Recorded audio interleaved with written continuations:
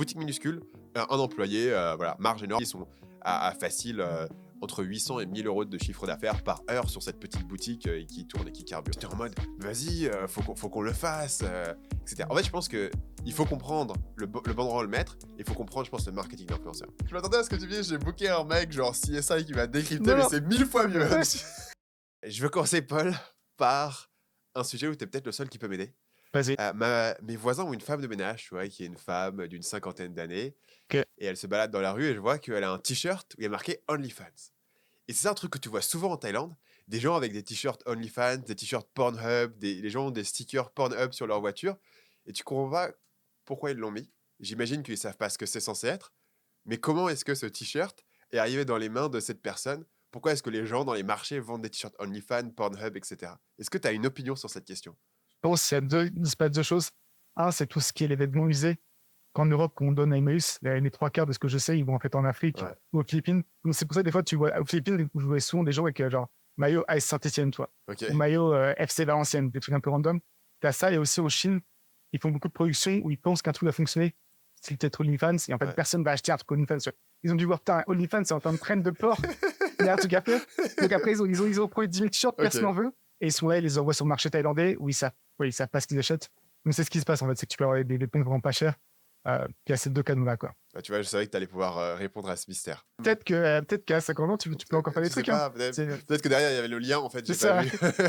Ok. Peut-être qu'à reconversion professionnelle, hein, ça paye Ouais. mieux que sur le ménage. C'est vrai, c'est vrai. Aujourd'hui, pour notre épisode 7, on relance le podcast. On a même essayé de faire comme si on était pro, de prendre un studio en présentiel. On a galéré, ça fait 45 minutes qu'on a un gars qui nous installe des Il y a une caméras. chance sur deux que ça enregistre pas. Il y a une chance de que ça enregistre pas. Donc, si vous nous voyez, c'est qu'on on est tombé sur les bons 50%, quoi. On a le business diabolique des pièges à touristes. Faut-il arrêter de bosser quand on est riche, tu vois? Retour d'expérience de 5 semaines sans travailler. Et finalement, il y a un truc fun où tu as mis un screenshot où j'ai l'impression que quelqu'un a fait x1000 sur le Dogecoin et j'ai envie de savoir si c'est toi. On verra à la fin. Donc, on commence par ce fameux business diabolique des pièges à touristes. Donc, tu me demandais tout à l'heure, j'étais à Paris pour quelques semaines et j'ai découvert des trucs incroyables. Le premier, c'est on va à Montmartre et ma femme me fait vas-y, il y a un photomaton à Montmartre qu'on peut faire, etc. Certaines personnes adorent les photomatons, moi je comprends pas trop l'intérêt, mais bon, on va au photomaton, etc. On arrive, devine quoi? Une queue de ouf. Il y a genre 20 personnes qui font la queue pour ce photomaton. Et je suis en mode, c'est quoi? C'est un photomaton japonais où tu peux mettre des emojis et tout? Non, c'est juste un photomaton qui est bien marketé sur Instagram. Et il n'y a, pas- y a, pas- y a pas de staff, c'est une machine automatique, il y a un loyer minuscule, c'est genre 3 mètres carrés, tu vois, bien positionné parce que c'est dans un endroit touristique. 5 euros par personne et les gens font la queue pour ce photomaton. Du coup, j'ai été creuser ce qui se passe. Et en fait, c'est une boîte qui a un storytelling en mode on restaure des vieux photomatons vintage, machin, Il etc. avait une apparence particulière, ce automaton, où il était. Il a une apparence un peu particulière. Quand Il a une apparence un peu, bah, ça ressemble en fait à un vieux photomaton de l'époque. Tu vois, c'est pas genre le photomaton que tu as au métro avec la carte d'identité nationale. Donc c'est marketé pour les touristes, etc. Mais du coup, je me dis, business incroyable, enfin, le turnover, tu vois, parce que les personnes prennent une photo, ça leur prend 3 minutes, donc tu as 20 personnes par heure à 5 euros et le truc qui tourne en automatique, zéro staff, zéro rien. Ça, j'ai trouvé ça assez incroyable. Et ils en ont plusieurs, ils les mettent dans différents endroits, tu vois, touristiques à Paris, etc. Mais ce qui est intéressant aussi, c'est des photomatons. Bah, du coup, pendant tout le séjour, je me foutais de sa gueule en mode, bah vas-y, un photomaton là, un photomaton là. Tous les métros, il y en a en fait. C'est juste que ce photomaton, il a un marketing d'influenceurs et les gens trouvent ça cool de dire ah regarde ma photo et tout dans le photomaton que j'ai fait et c'est le aussi un post truc, sur beaucoup Instagram. de trucs de filles qu'elles aiment bien aussi, en fait. Se prendre en photo dans le Ouais, photomaton, la photo directement, s'amuser. C'est un truc aussi pour femmes, je pense. ouais. Évidemment au Japon, tu vois, au Japon tu peux aller dans des trucs de photomaton où ils te donnent des déguisements. Enfin tu comprends en fait pourquoi tu payes pour ce photomaton où ils te donnent des déguisements. Tu dis ah, ok c'est fun. Ou alors tu mets des emojis à la fin, tu vois, t'as un truc. Mais là non c'était juste un photomaton totalement normal et les gens faisaient la queue pour ce truc. Ça s'appelle Photo Automate. Qu'est-ce qui t'empêcherait maintenant, tu penses, de lancer ton photo? Bah moi j'étais en mode vas-y faut qu'on le fasse, etc. En fait je pense que il faut comprendre le bon endroit où le mettre et il faut comprendre je pense le marketing d'influenceur. Et vraiment du coup une partie de ce que je vais t'expliquer ensuite, c'est vraiment, je me suis demandé, mais du coup, comment ça marche, ouais. Comment tous ces gens, ils savent que ce photomaton numéro 1, il est là, et pourquoi est-ce Est-ce que qu'ils tu veulent y penses aller? que même si c'était pas au courant, ça juste l'apparence fait qu'il y en a certains qui me seraient? Parce que aussi, sinon, tu vas voir genre tous les boulangers et tu leur dis, bah, je te paye 500 euros par mois pour que tu me files 2 mètres carrés devant ta boutique, toi. Un truc comme ça pourrait pas juste fonctionner sans même faire de Ça, je pense que ça promotion, quoi. fonctionnerait. Il y a aussi des gens qui font un business où ils louent des photomatons pour les mariages et tout. C'est incroyable. Tu loues un photomaton pour un mariage. Alors, je pense que sur les mariages, souvent, en fait, c'est genre, tu payes à la journée, tu vas plutôt que payer à l'unité, mais tu loues un photomaton à mariage, les gens vont surkiffer. j'ai entendu parler d'un gars qui loue même des saunas pour des événements. Donc, il a construit des saunas qui sont sur des roulettes, en fait. Et pour les événements, tu peux avoir à ton mariage un sauna ou un truc comme ça. Je sais pas trop qui a un sauna à son mariage, mais apparemment, pour les événements, tu peux louer un sauna. Et il y a des événements comme ça. Je pense que Photomaton, il y a un truc. Tu sais, tous les Américains qui disent les sweaty business, les machines à vendre des canettes et tout, ou les machines à laver, ils ont plein de trucs comme ça où ils disent vas-y, je vais récupérer mes pièces de la journée, vas-y, aujourd'hui, j'ai des pièces dans ma machine. Alors, en fait, je pense que Photomaton, c'est encore mieux parce que y a une petite boucle de viralité, en fait. Et ça demande pas beaucoup d'avoir un petit twist sur ton Photomaton, un petit storytelling de c'est vintage, un petit storytelling C'est de, tu ça. vois, un décor Est-ce que c'était unique ou beaucoup un effet. des Asiates ou c'était un peu tout C'était un peu un mix, parce que c'était clairement des mix? touristes, parce que je pense pas qu'il y ait beaucoup de Parisiens Non, qui mais font non, la je suis queue d'accord sur ça. Ouais, pour aller prendre des leur photos. faute. Mais c'était un mix et ils n'étaient pas tous asiates. Euh, Même si je pense que le marché asiatique sur les photomatons, c'est clair qu'il y a un gros truc. Et je pense qu'il y a des business à faire dessus, notamment si tu peux positionner. Donc là, eux, ils ont des photomatons, tu vois, genre dans différents musées. Au Palais de Tokyo, je crois qu'ils en ont un, par exemple. Donc ils sont bien positionnés. Et après, il faut juste qu'il y ait une boucle de viralité où les gens postent. Et je pense que tu avais un petit truc où, quand les gens postent, soit ils ont un bonus, soit ils ont. Du coup, faut t'as que le pas pu produit. savoir ça parce que ta copine, ta femme ne l'a Du pas coup, fait. on l'a pas fait La parce que je personne était déteste faire trop la de queue. queue, ouais. Je fais pas la queue pour Inacceptable, un en fait. Chacun photomaton. son inacceptable. Alors, je dois avouer que ça aurait été mieux pour ma chronique dans le Trilliard et j'aurais pu le faire passer comme une expérience marketing. Mais moi, parfois, dans ma Ouais, vie, je vois très bien le truc. Effectivement, tu prends la photo, ça te dit rentrer votre Instagram, boum, ça ouais. part. Je pense qu'il y a un truc comme ça, ouais. Et, voilà. Et ça, je pense qu'il y a un truc. Non, deuxième truc, est-ce que tu as entendu parler dans ta vie du croquis? Coaching, non. Croquis. Le croquis, c'est une invention absolument abominable. C'est un croissant mixé avec un cookie. Ok. Le coup de génie, c'est le suivant. Les gens viennent à Paris, les touristes. Ils veulent manger les croissants, les machins, ils veulent bouffer la bouffe, etc. Au bout d'un moment, les croissants, ils ont mangé. Une fois que tu as Ouais. mangé 4 croissants, tu as mangé 4 croissants. Comme tous les croissants du monde. Donc, ce qu'on fait, c'est qu'on t'invente des espèces de spécialités dont personne n'a entendu parler, qui du coup sont uniques, qui font des bonnes accroches sur Instagram. Pour moi, le croquis, c'est un produit qui a été pensé pour TikTok, en fait, pour Instagram. C'est un Et produit les qui. touristes pensent que c'est une tradition française En qui fait, non, remonte. ils trouvent juste, c'est un truc unique qu'ils ont vu. Ils disent, où est-ce que je peux aller à un croquis parce que je peux l'avoir que à Paris. Et donc, du coup, pendant que tu es à Paris, tu as un peu cette urgence de tu veux avoir ton croquis. Donc là, elle a été chercher son croquis. Et finalement. Tout ça, en fait, ça vient de toute ta femme, en fait. Ah, C'est bah oui. la trappe.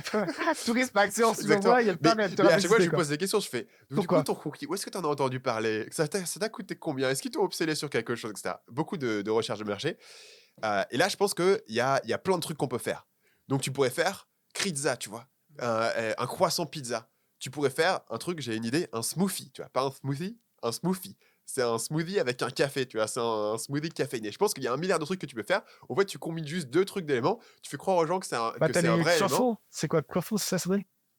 Et quoi, croissant et gaufre? Je crois que c'est ça, ouais. Ouais. Ouais, t'as déjà ça. Ici, l'opportunité, c'est énorme. À mon avis, ce que tu fais, c'est tu prends tu prends un tableur avec les 2 trucs et tu les combines automatiquement. C'est comme quand tu cherches un nom de domaine et que tu combines Je pense que automatiquement 2 mots. peut-être tu peux lui demander, Tu tu peux demandes dire, ChatGPT, il ouais. pourrait faire les bons mots là-dessus. Et ça marche sur Instagram. Les gens. Et après, tu es curieux en fait. Tu dis, ouais, croissant, cookie, les deux sont bons et tout. Après, tu manges le croquis, fondamentalement, c'est assez bon un croquis. Juste que ça n'a aucun lieu d'être en fait. Tu pourrais juste bouffer un cookie et ça serait la même chose, c'est tout aussi sucré. Il y a ça. Autre truc, on m'emmène dans une espèce de magasin qui vend de la mousse au chocolat. Comme une fois qu'il t'amène là-bas. Donc, ouais, c'est confirmé, c'est toujours. Oui, c'est toujours ma femme. Elle m'amène là-bas. Je sais pas, je sais où elle le trouve, évidemment. Je te le dirai après. Mousse au chocolat, petit carnet, 11 €. Mais c'est là. Il y a 6 mousses au chocolat différentes. Il y a la mousse de Madagascar, il y a la mousse machin. Est-ce que tu veux un truc corsé machin? Ils te font croire que tu es en train de faire de l'œnologie quoi, pour acheter ta mousse au chocolat. Nous, on paye 11 € pour un petit truc. Mais après, on est arrivé les premiers. Donc, j'ai pas fait la queue. Mais après, dès que nous on sort, il y a une queue de malade. Il y a genre 12 personnes qui font la queue et tout. Et je regarde les gens sortir. Et la plupart sortent pas avec un petit carnet, mais sortent avec un petit cornet, mais avec 3-4, tu vois. Donc je suis sur un panier moyen de 30-40 € avec un turnover, boutique minuscule où un seul client peut rentrer à la fois. Donc du coup, à mon avis, c'est une strat. Marge de 90%. Un seul client à la fois, ce qui veut dire qu'il y a forcément la queue. Et littéralement, nous, on était dehors, il y a un petit banc devant, tu peux t'asseoir pour bouffer. Et les gens venaient nous demander, mais pourquoi ils font la queue? C'est bon ce qu'il y a et tout, tu vois. Genre, il y a un marketing viral de les gens voient la queue et ils veulent voir ce qui se passe et poser des questions. Boutique minuscule, un employé, voilà, marge énorme, ils font des espèces de gros bacs de mousse au chocolat le matin et puis après ils te vendent le truc et après ils te le font payer au gramme et tout.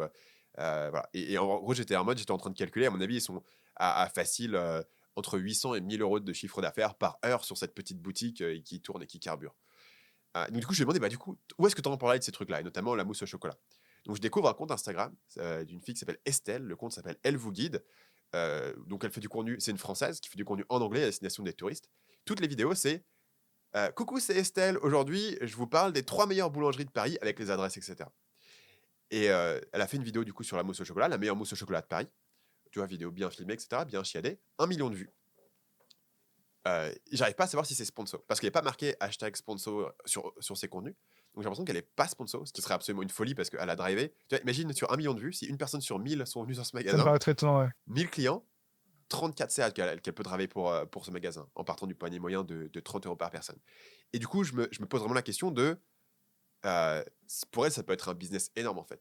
Parce que tous ces contenus, en fait, c'est pas comme les influenceurs normaux où tu fais de contenu pour tes abonnés et de temps en temps, tu vas faire une sponsor. Tout son contenu, c'est te recommander des trucs. Et à chaque fois, elle te donne l'adresse, à quelle heure c'est ouvert, où est-ce que c'est, voilà. Et donc, incroyable.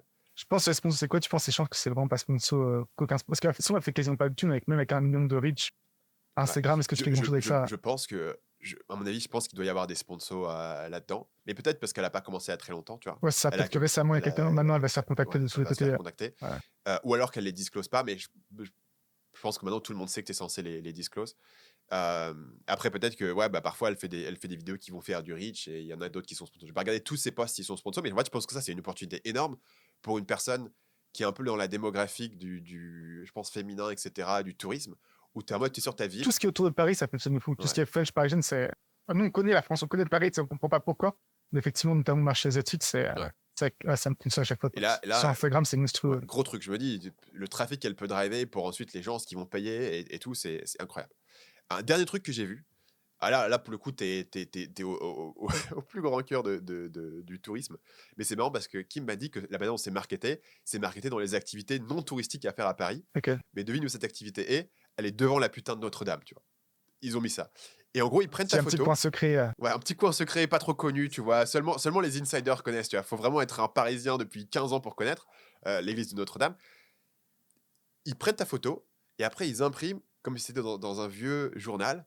Et il y a marqué célébrité vue à Paris, etc. C'est le truc le plus kitsch au monde. Mais ils ont un petit stand qui est devant Notre-Dame. Apparemment, c'est marketé de ouf sur Instagram. Les gens kiffent et postent sur Instagram leur vieux journal avec leurs photos et tout. Quand je suis passé à côté, ça avait l'air d'être des Russes qui tenaient le truc. Et voilà, c'était le dernier élément.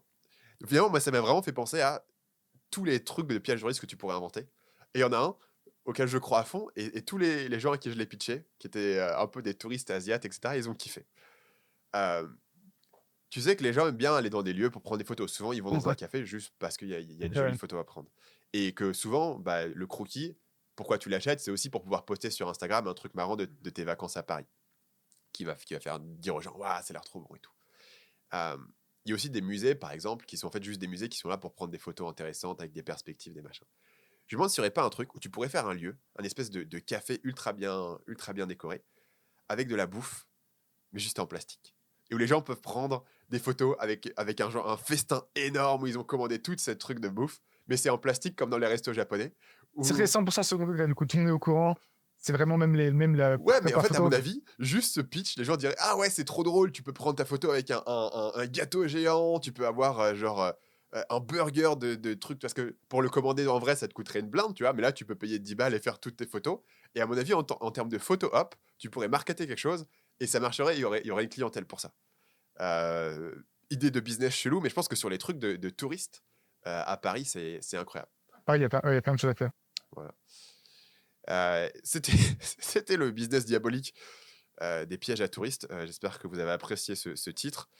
Toi, tu as été aussi en France, tu as pris un long break. Ouais. Donc, du coup, tu as utilisé ta liberté, ton business pour faire autre chose. Et du coup, c'est quoi le takeaway de ça? Faut-il arrêter de bosser une fois qu'on a réussi? J'ai pris 5 semaines de break et 3 semaines vraiment honnêtes. Et 2 semaines, tu sais, où tu commences un peu à regarder, t'envoyer des petits messages à droite à gauche, j'étais plus trop dedans. Et 3 semaines, vraiment, j'étais hors du business. Et ça faisait longtemps que j'ai pas fait ça. Ma dernière vraie coupure, ça remonte à 2019, où j'étais parti en putain de Mongolie et il n'y avait pas d'électricité par Internet en 2 semaines, donc là j'étais coincé. Et t'avais pas eu ton compte Amazon qui était suspendu à ce non, moment-là? c'est un autre truc. Ça, c'est un autre truc. L'année dernière, je me suis dit, bon, on va faire la même chose. Je vais partir au Népal. Je vais partir au Népal en moto. Il n'y aura pas Internet et là j'aurais pas accès et je serais tranquille. La veille du départ, boum, suspension Amazon, ce qui n'était pas arrivé depuis genre 3 ans. Et du coup, j'étais comme un connard en haut de la montagne avec mon téléphone. essayer de choper du H. Il n'y a même pas de 2G, il n'y a même pas de 3G. Il y a du H ou du E. Et donc, donc, du coup, c'est pas les meilleurs. Ouais, c'était pas le meilleur trip pour moi. Ouais. Mais là, c'est bon, il s'est rien passé. Pendant 3 semaines, j'étais vraiment totalement off. Et, euh, et du coup, c'est un peu prendre du recul comme ça. Et aussi, un truc que j'ai fait depuis quelques mois, c'est que j'ai booké des calls avec pas mal de mecs qui sont devant mon business, et les plus gros business e-commerce, pour comprendre un peu ce qu'ils font. Et donc, en combinant un peu les deux, j'ai retiré quelques leçons. Et la première, je m'y attendais un peu, mais ça m'a aussi un peu surpris, c'est qu'honnêtement, au bout d'une semaine, j'avais envie de travailler, toi. Une semaine, tu sais que tu veux intellectuellement un peu te challenger, c'est ce dans quoi tu es bon, tu as envie d'être dans l'action. Et donc, ça, c'est bien, je pense, de prendre un break pour se rendre compte qu'en fait, on aime ce qu'on fait. Et après, bon, on peut prendre un break et se rendre compte qu'en fait, on On déteste. déteste. Mais au moins, tu sais, après, tu es au courant, quoi. Mais du coup, c'était cool de voir ça. Euh, un autre truc aussi, c'est quand tu prends du recul, tu te rends compte aussi tout ce qui te préoccupait n'était pas si important que ça. Et il y a un bouquin, c'est sûr que tu as lu The Hard Things About Hard Things, qui dit qu'en gros, l'essentiel du boulot d'un CEO, mais je pense que ça s'applique après à tout le monde, c'est gérer sa propre psychologie. Parce que dans les films, on risque pas la vie, toi. Et tous les problèmes sont résolvables, Solvable. solvables. Excellent. Euh, et donc, c'est vraiment une question de comment tu les interprètes. Et après, il y a aussi trois trucs où je me suis dit que je me suis quand même pas planté. Mais en fait, j'ai pas eu de révélation en mode putain, j'ai découvert une nouvelle voie et là-dedans. Par contre, quand tu prends des recul, tu te rends compte un peu le truc que tu faisais, qui était un fait des lignes. Et aussi, là, encore une fois, avec toutes ces discussions que j'ai eues. Euh, le premier truc, c'est l'absence un peu de focus. C'est en gros, au lieu en fait, un business Amazon fondamentalement, ce qui fait que tu vas grossir, c'est que tu lances plus de produits. C'est vraiment le truc que tu as être la focus numéro un. Et moi, assez rapidement, j'ai essayé de déléguer ça et faire des trucs qui n'ont aucun sens. On s'est lancé sur Amazon Singapour. On a fait 14 ventes, ça servait à rien. Mais en fait, il y a un peu le côté où. Et à côté, j'ai vu d'autres vendeurs qui l'ont dépassé parce qu'eux, ils étaient focus. Bon, on sort 100 produits cette année, on sort 200 produits cette année. Et juste se concentrer Moi, j'ai là-dessus. une théorie. C'est Vas-y. qu'en fait, le fait de travailler trop, ça fait du mal à ton focus. Parce qu'en fait, comme tu as l'impression de toujours travailler, tu dis, OK, il faut que je fasse des nouveaux trucs, en fait, il faut que je me renouvelle, etc. Alors, ouais, si tu travaillais juste, je regarde des gens, tu vois, qui travaillent genre 3-4 heures par jour, qui ont un truc simple. Ouais, tu dis, bah, ils font un peu toujours la même chose, mais comme ils font Mais d'autres ça, choses c'est dans un autre leur chose. vie, ils ont leur diversité autre part, tu vois. Et donc, ça les aide à se focus sur une stratégie très simple. Alors qu'en fait, si ton travail, c'est ta vie et tu veux travailler tous les jours, 8-10 heures par jour, etc., bah, tu dis, non, mais il faut que je fasse d'autres trucs, il faut que je me renouvelle, etc. Et t'es pas content de garder. Et je pense que ça, c'est un effet pervers où finalement, travailler plus te fait plus de mal que de bien Ouais, sur je suis certains d'accord. éléments. Et encore une fois aussi, le fait de ne pas tellement t'ennuyer que tu es toujours dans les langues guidées, Ouais. ça t'empêche aussi un peu de voir ça aussi. Et, euh, et notamment, ce que j'aurais dû faire, c'est si je me dis, putain, c'est depuis quelques années, c'est les 3 premières heures de chaque journée, je les consacrais à justement ces plus de produits, Ouais. faire en ce qu'on aurait explosé. Quoi. Mais comment ça se fait que tu n'arrives pas vraiment à délayer le fait de lancer des produits? C'est en fait, c'est la partie la plus compliquée du business parce que ça demande déjà du jugement. Faut alors comprendre, en fait, je sais pas qu'on dit en français, pattern recognition, pour connaître Ouais. un peu les patterns. Et aussi, le gros problème, en fait, et c'est très très dur à déléguer, c'est qu'à chaque nouveau produit, on investit je sais pas, entre 10 et 100 000 euros, on va dire. Ouais. Donc il faut que tu aies quelqu'un qui me porte ses couilles et qui soit prêt justement à parier là-dessus, quoi, et à placer la commande. Et au final, il y a beaucoup de gens qui étaient talentueux qu'on a recrutés, mais en fait, il y a un moment, ils ne voulaient pas prendre de risque. Tu vois. Donc, ils continuent à faire des recherches, parce qu'ils ne voulaient pas être mis face au mur, c'était en 6 mois pour y fonctionner pas. Ça, c'est des questions qui m'intéressent en termes de management. Comment est-ce que cette personne-là, tu peux la cadrer? Donc, est-ce que tu pourrais avoir un objectif en mode, tu dois sortir un nouveau produit tous les mois? Ou est-ce que si tu fais ça, au contraire, tu prends le risque que du coup, il n'ait pas trouvé des trucs bien, mais il lance un truc un En peu fait, nul? c'est ça qui est intéressant, c'est que je pense que j'ai fait cette erreur, parce que moi, justement, je me suis dit, on va éviter de leur donner un outil d'output Ouais. un par mois ou deux par rapport, parce que j'avais peur que du coup, les gens se concentrent juste sur lancer les produits et pas le résultat final, parce que tu veux, c'est Ouais. un produit qui fonctionne. Mais en fait, je pense qu'on aurait dû avoir cet output, parce que ça force quand même ça, en fait. Bah, je C'est ce pense que qu'en tu fait, dis, ouais. ça évite de délayer, faut me pousser constamment. Là. Le problème, c'est que tu as envie d'évaluer les gens sur la output, tu vois, le résultat final, mais comme ça prend trop de temps à mesurer, et parfois ça a du sens de les mesurer sur l'input en fait d'origine, tu vois. Pas pour moi, tu vois, sur YouTube, ce serait la différence entre évaluer quelqu'un sur le nombre de vidéos qu'il a produit versus le nombre de vues. Évidemment, fondamentalement, tu veux le nombre de vues ou le chiffre d'affaires que ça génère, mais en fait, comme le temps pour le générer est long, tu as personne qui te dit ouais, non, écoute, je publie rien, mais t'inquiète pas, la prochaine vidéo, elle va être trop bien, elle va tout exploser. Et il y a ce côté un peu dangereux, alors qu'en fait, tu dis non, en fait, le but c'est de vraiment publier une vidéo toutes les semaines. Et c'est probablement comme ça finalement que tu maximises ton nombre de vues. Enfin, même en fait, pour les gens en dehors de la question du management qui veulent publier du contenu, moi je vois trop de gens qui sont en mode ouais, il faut que je fasse la vidéo parfaite, qui passent 3 mois à faire la vidéo parfaite. Et finalement, le gars qui poste une fois par jour pendant 30 jours, les a dépassés avec du contenu 10 fois moins bien, quoi. Et nous, le cycle est encore plus long, en fait, parce que au moment où tu décides de placer un produit qui est lancé, ça peut être entre 6 et 9 mois. Ouais. Tu vois. Et même pour un nouveau recrutement, c'est compliqué, parce que comment tu sais, donc il faut pouvoir juger un peu jusque dans sur les inputs. Et moi, j'ai pas assez fait ça, quoi. Ouais. Et donc, il y en a, personne, une fois, il a rejoint. Et je crois que son premier produit s'est lancé genre 16 mois après qu'il a rejoint. Ouais. Donc, à un moment, ça fonctionne pas bien. Et dans ce cas-là, comment est-ce que tu structures ce signal d'alarme? Moi, parfois, j'ai l'impression que, tu vois, il y a une personne que je suis obligé de recadrer. Et je me dis, si j'avais été plus proche du projet, j'aurais pu le recadrer il y a 3 mois. Tu vois? En fait, je pense qu'au bout d'un mois, c'était clair qu'il y avait un problème. Mais en fait, j'étais pas assez carré, je pense, sur les métriques, tu vois, de dire comment est-ce que j'identifie chaque semaine s'il y a eu du progrès ou non. Parce que tu vois, sur un truc de lancement de produit, comment est-ce que tu identifies vraiment où est-ce que tu en es dans le process et si ça a avancé ou non. Ça, je pense que c'est un point sur lequel moi, j'ai pas mal buté, en fait.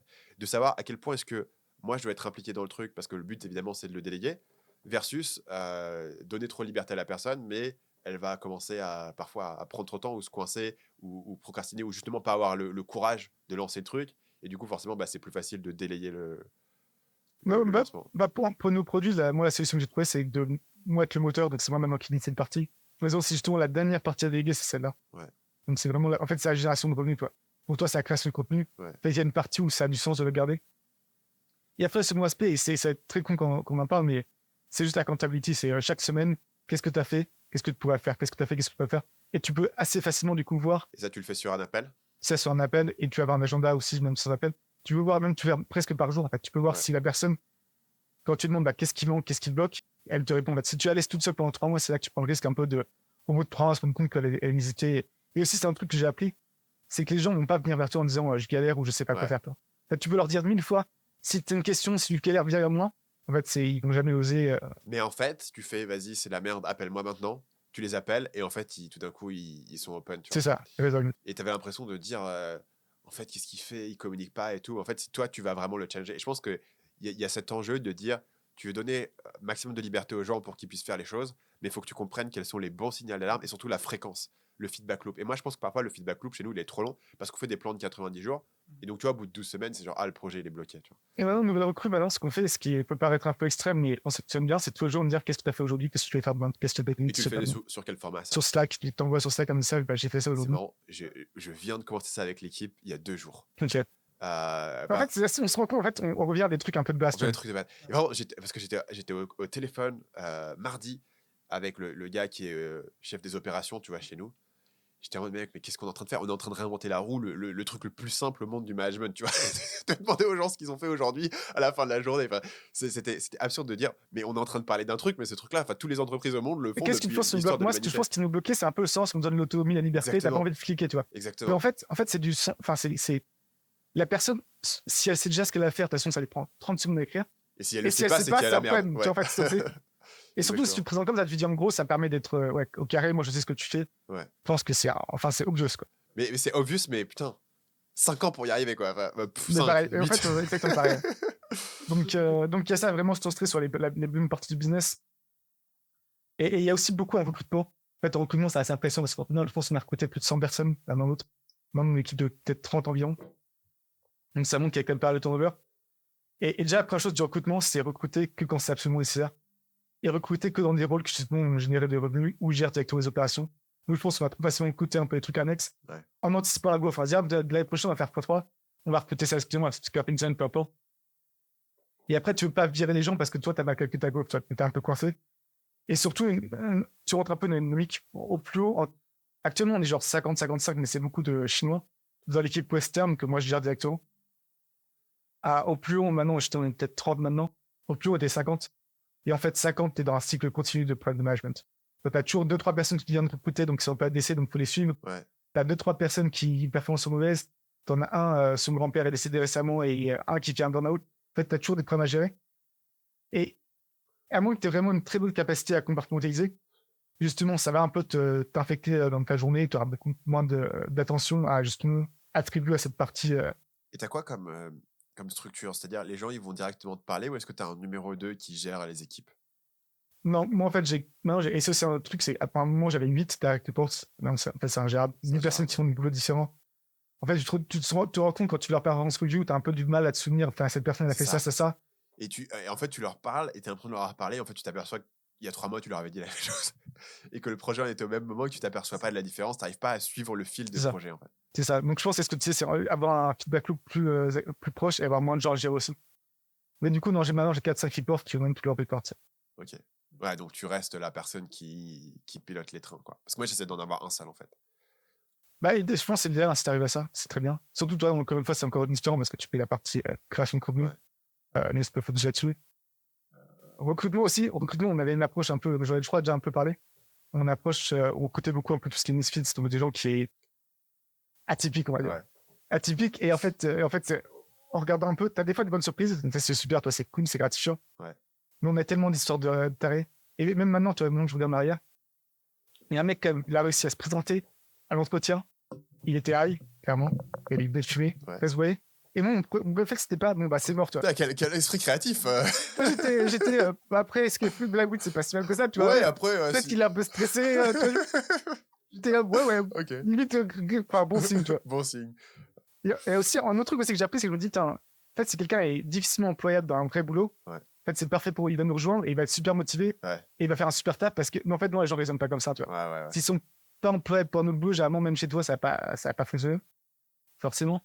Et un autre truc qu'il a fait. Je pense que les gens sont plus rationnels qu'ils ne le sont. C'est ça. Tu mets une genre de situation, tu dis, bah écoute, là, il a un bonus, il réussit, donc forcément, il va réussir, c'est une opportunité pour lui. Et ouais, tu peux quand même avoir des gens qui vont être assis là et regarder le mur et dire, qu'est-ce qui m'arrive et tout. Et je pense même pas, tu vois, par mauvaise volonté, il y a juste des gens qui arrivent pas et c'est pas toi qui va pouvoir faire la psychiatrie de remettre le mec sur les rails. C'est quand les mecs performent bien et que tu redonnes un bonus, c'est un peu mieux, c'est encore mieux. Quand les mecs performent mal et que tu redonnes un bonus, ça sert à rien. Ça, c'est pas. Donc j'ai remarqué ça en fait. Soit ça améliore un peu la personne qui est déjà bien, mais la personne qui performe pas et que tu penses motiver, jamais eu de succès. Parce que j'essaie plusieurs fois de mettre un bonus en me disant ça a motivé. Mais donc deux gars qui se présentent, il a fumé. Et puis je sais pas, après 3 mois plus tard, un truc comme ça. Donc tu le recrutes. Je le recrute.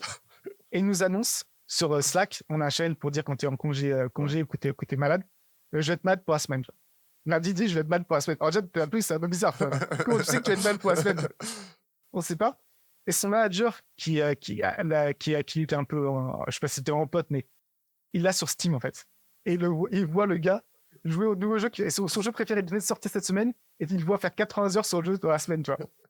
Et même après ça, mon mec nous a objectivement menti en disant qu'il était, en plus, il aurait pu poser des congés, tu vois, s'il était honnête, tu poses des congés, il n'y a pas de souci, toi.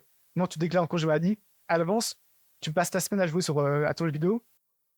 Même après ça, on était, ouais, mais en même temps, en fait, je sais pas ce que je voulais. Même maintenant, je suis mal à me rappeler à quel moment je me suis dit.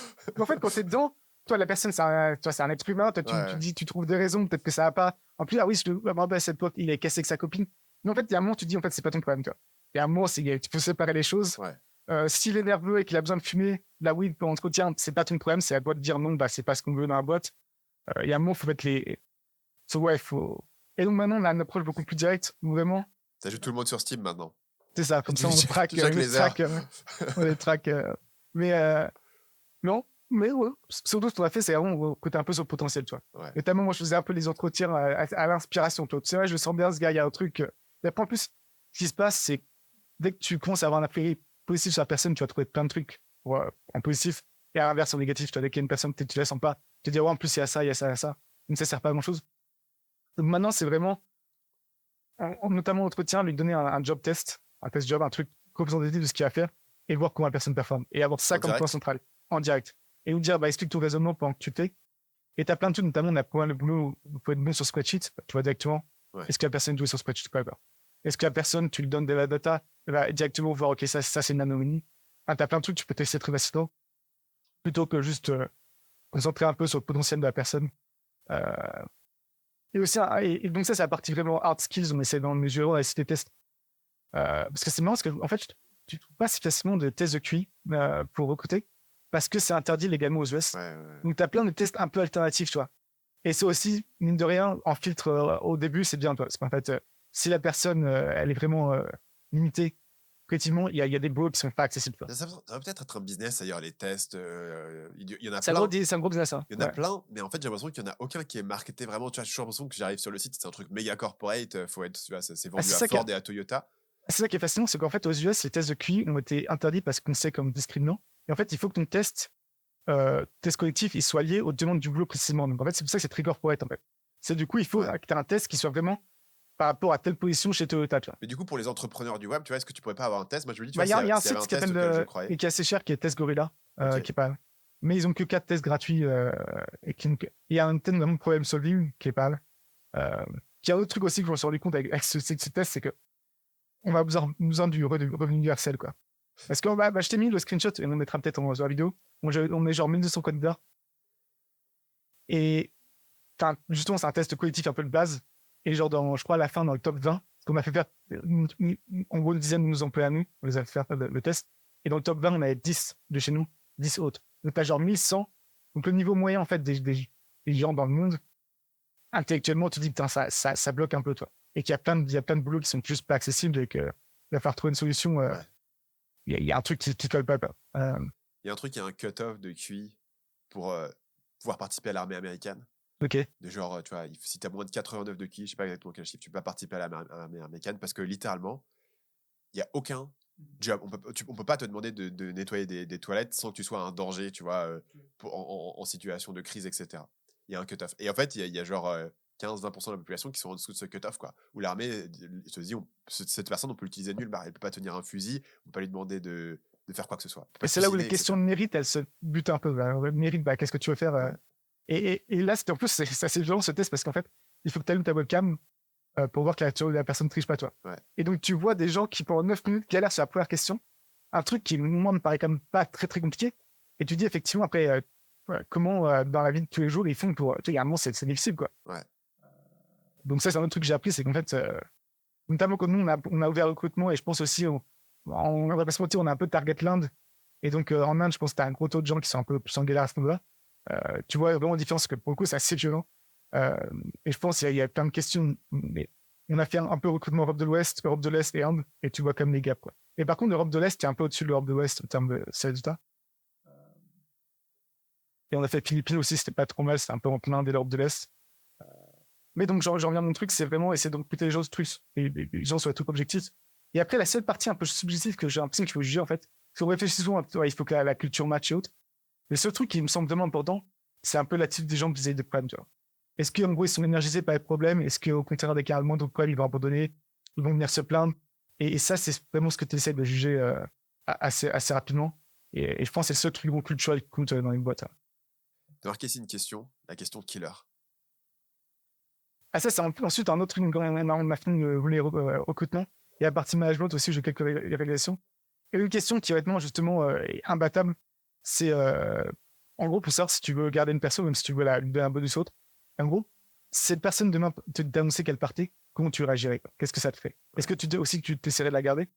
Et ça, c'est assez fou. Même après, des fois, tu parles à un manager de quelqu'un, et tu vois, il se plaint un peu de cette personne, ouais, cette personne fait ça. Elle dit, ok, mais du coup, est-ce que tu penses qu'on devrait on devrait faire une performance plan? Est-ce qu'on devrait s'en séparer? Oh non, non, non, on peut garder, il y a comme des qualités. Et après, tu lui demandes, ok, si demain cette personne partait, okay. Qu'est-ce que tu me dirais? Elle me dirait, comment tu te sentirais? Je dirais, je serais soulagé, quoi.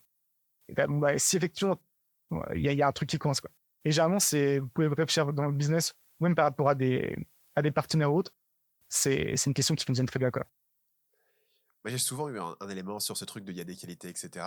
En fait, si tu as un job qui est pas nécessairement bien défini et la personne doit faire plusieurs postes différents, et elle a des postes qui sont relativement faciles et des postes qui sont un peu plus durs. Par exemple, elle a des postes, je sais pas, elle doit faire du support client, mais aussi doit faire des tâches de marketing, tu vois. Ce que tu vas apercevoir, c'est qu'au bout de quelques mois, la personne a un peu délaissé ces tâches un peu plus dures. Ouais. Mais du coup, elle fait quand même une partie de son job. Elle était pas en mode, je peux pas virer cette personne, elle a quand même des trucs utiles qu'elle fait. Mais en fait, dans ta réflexion au départ, non, le poste, il y avait ces aspects qui étaient importants. Je pense que c'est si les gens doivent faire un truc un peu dur, tu peux pas leur donner un truc plus facile parce qu'ils vont que se focus dessus. La personne qui fait le marketing doit faire absolument que le marketing. Et sinon, ça te piège. Et en fait, tu dis, ouais, mais finalement, il fait quand même des trucs bien. En fait, il fait des trucs bien. Mais sauf qu'il fait que 50% de ce que toi tu voulais au départ. Après, c'est un autre signe, je trouve ça. Parce que tu sais, quand on fait une performance review, tu trouves toujours des qualités aux personnes, tu trouves des points positifs. Et quand justement, tu dois un peu te creuser la tête et trouver des trucs un peu nuls, tu sais au fond de toi qui sont un peu nuls, tu vois. La personne a juste fait les bases du boulot, généralement, c'est un signe aussi que c'est un truc qui là-bas. Et donc ça, je pense que cette question, moi, ça éclaire assez rapidement. Parce qu'en fait, moi, ce qui m'a frappé, et je sais pas si c'est mon père, mais en fait, se séparer des gens, ça devient pas plus facile, tu vois. Moi, je pensais qu'à la première fois, c'était le plus dur, et après, c'est ira. Mais moi, c'est très, très dur. Et maintenant, même... Et avant, je me suis sûr que ça doit venir de moi, tu vois. Et à un moment, c'est moi la première responsabilité. Maintenant, je laisse plutôt mes managers me dire. Et finalement, bizarrement, pour eux, c'est plus facile. Je sais pas pourquoi. Mais ouais, c'est un truc fait, ouais, bah, on parle du gars qui fumait, qui joue aux jeux vidéo pendant la semaine où il était malade. Pareil, parce qu'en fait, dans le temps que ça a passé, j'ai dû passer des dizaines d'heures à réfléchir. Et aussi, c'est l'autre truc aussi, c'est qu'en fait, tu veux pas trop changer les gens. Tu vois. En fait, s'ils changent, Ouais. c'est un bonus. Mais faut pas partir là-dessus parce que les chances, en réalité, tu te rends compte que t'as 5-10% de chances que vraiment il y a un retournement de situation et que la personne se rende compte, ah, putain, effectivement, pour une semaine de congé maladie, jeux vidéo, c'est pas très réglo. C'est assez faible, quoi. Et le troisième truc, le dernier truc, et après on a une section qui aussi, on rentre dans le truc, tu sais, de la accountability un peu couillon, mais training, en fait. Donc moi, et là, je pense que c'était plus une erreur de ma part qui est un peu ensuite propager ça en boîte. J'étais encore une fois dans l'idée, vas-y, je te laisse tout seul. Si t'as un problème, tu me dis. Et on en discute. Et si t'as des questions, n'hésite pas. Et j'insistais beaucoup dessus. Je me disais, si j'insiste 15 fois, c'est sûr, ils vont me faire. Ouais. Mais en fait, non, il y a très peu de gens qui, de un, vont venir te poser des questions. Et même, il y a très peu de gens qui, de deux, par eux-mêmes, vont se renseigner. Ils attendent que le training vienne. Tu vois. Et tu peux dire, ouais, non, mais moi, je veux des personnes vraiment totalement autonomes. Mais c'est 1% de la population. Avec la plupart de la population, attend que tu le redonnes. Et donc, et de façon, pour traîner, je pense qu'il y a, ouais. Et c'est assez fou parce c'est récemment qu'une personne qui est super formée. Et en 2 semaines, il y a eu un chiffre quasiment complet. Où on lui a dit, bah voilà, pour faire ça, fais comme ça. Tu t'enregistres. En fait, tu fais n'importe quoi, quelle tâche. Tu enregistres sur Loom en expliquant ce que tu fais. Ouais, moi, je l'ai fait. Maintenant, toi, fais-le sur un autre produit, par exemple. Elle va renvoyer. Et tu fais ça 2-3 fois. Et en fait, les gens, ils apprennent. Et ça peut paraître couillon, mais moi, j'avais pas du tout ce mécanisme de training, quoi. Partie du principe, bah, soit la personne va être débrouillard, soit c'est mort. Ce qui, je pense, du coup, a créé beaucoup d'échecs là où que j'aurais pu éviter pour tirer. Moi, je voulais savoir comment s'étaient passées tes vacances, mais finalement, l'expérience, c'était juste, t'as réfléchi à tes leçons de management, quoi. C'est ça, et j'étais un peu, T'es c'est un revenu peu, avec une masterclass. et un peu de façon, putain, j'étais con, Ouais. j'étais con, quoi. Un peu ça. Ouais. Parle-nous de Dogecoin, du coup. Ah bah, tu vois le screenshot, je pense qu'on mettra sur YouTube, on peut peut-être On le décrire un peu mettra. ce qu'il y a dessus. Donc, on voit, effectivement, c'est moi. Il y a un achat à 75 €. Et ça, 75 € de Dogecoin ont été achetés le 27 février 2014. Ouais. D'accord. Et en fait, le lendemain où j'ai acheté, vraiment le lendemain, je me rappelle, mes 75 €, ils valaient 5 € de Dogecoin. Donc, investisseur, je me dis Déjà, pas, je suis bon. pourquoi est-ce que tu dis que t'allais acheter du Dogecoin? Qu'est-ce qui t'a créé cette Ouais, moi, impulsion c'est longtemps, parce qu'encore une fois, c'est il y a 10 ans. C'était C'est vraiment littéralement il y a plus de longtemps. 10 ans. Ouais. Donc, j'étais encore étudiant en Angleterre. Et je voulais me dire, je vais faire de l'argent comme ça. Je me disais, un investissement. Je vais repasser quelque part, je sais plus trop. Et aussi, Ça a marché? j'avais déjà aussi, en essayant, on en parlera vraiment pas. Ouais. J'ai aussi déjà un wallet avec quelques bitcoins, donc j'étais déjà un peu familier, tu vois. Mais ça, c'est encore un truc autre, catastrophique. Des bitcoins en 2013 auxquels je me souviens plus du montant et je veux pas me rappeler, tu vois. Mais bon, on revient à mon Dogecoin. Où là, par contre, je savais que j'avais mon wallet sur mon ordi à l'époque, tu vois. En fait, on revient. Ce qui s'est passé, c'est en 2023, c'était abruti. En 2022, c'est 2021, le temps passe vite. T'as cet abruti d'Elon Musk qui commence à parler de Dogecoin. Ouais. Donc, ce truc qui était mort pendant 10 ans, pendant 8 ans, il s'est rien passé. Ok. Il valait 0. D'un coup, il explose, tu vois. Et je vois mes 75 € devenir genre 20 000, 30 000, 40 000, 50 000, 60 000 €. Et là, je me dis, putain, faut que je récupère, là, ça vaut le coup. En plus, l'histoire est belle, tu vois. Et donc, je demande à ma mère de m'envoyer mon ordi que par miracle, elle avait gardé de 2014. Ok. Elle m'envoie l'ordi. Il fonctionne pas forcément en 2014. Je dois l'amener à réparer. Je trouve mon wallet et je dis c'est bon. Mon wallet, je clique, ça donne un mot de passe. Un mot de passe que moi j'ai mis, tu vois. Parce que la phrase, la seed phrase, c'est parti, je m'en souviens plus. Mais là, j'ai le wallet et tout ce que ça demande, c'est mon mot de passe, tu vois. Impossible de se souvenir mon mot de passe. Là, et là, j'ai tout entier. Je me suis pensé à tous les mots de passe que potentiellement on pouvait mettre. J'ai regardé aussi tous les, tu sais, là où j'aurais pu m'envoyer un message à moi-même pour le futur, tu vois. Ouais. À l'époque, je trouve pas. J'apprends à moitié à coder en Python. T'as un script, en fait, qui peut tenter plein de variations de mots de passe. Ouais. Donc, tu t'essaies de brute force, parce qu'en fait, il n'y a pas de limite sur le nombre de mots de passe que tu peux soumettre. Donc, j'essaie de brute force ce truc. Je laisse mon ordi tourner pendant 2 semaines non-stop. Mec, j'ai booké comment ça s'appelle, un hypnothérapeute. un hypnotiseur. Tu sais, je m'attendais à ce que tu dises, j'ai booké un mec genre CSI qui va décrypter, Non, mais non. c'est 1000 fois mieux. Ouais, j'ai booké un hypnotiseur. Parce que alors, je me suis dit, ça trouve, en fait, c'est dans quelque chose dans mon cerveau. Il va m'hypnotiser, ça va revenir en 2014 et ça va revenir. Toi. Oh, J'ai perdu 300 €. On va se cacher, c'était inutile. Et donc j'ai dû admettre des faits, évidemment, impossible de retrouver. Et même maintenant, ça vaut encore 20 000 €. Hein. Donc là, ouais. Si vous avez un moyen, contactez-moi. On fait 50-50, vous récupérez 10 000, je récupère 10 000. Et c'est monté jusqu'à combien? Parce que là, c'est monté sur ce screenshot à 75 du coup. Non, ça c'est quand j'ai acheté, c'est la date d'achat. Ouais, ok. Donc là, j'ai acheté 75 € de Bitcoin, de Dogecoin en 2014.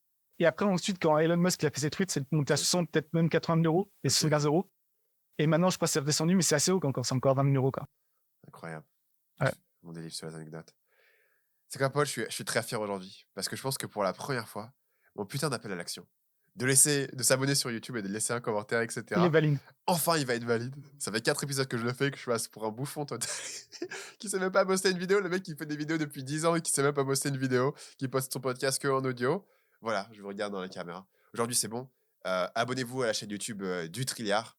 Pour les 1000 premiers abonnés, vous voyez exactement quel numéro d'abonné vous êtes. Vous pouvez le mettre dans les commentaires, c'est marrant. Vous saurez que vous étiez là dès le départ.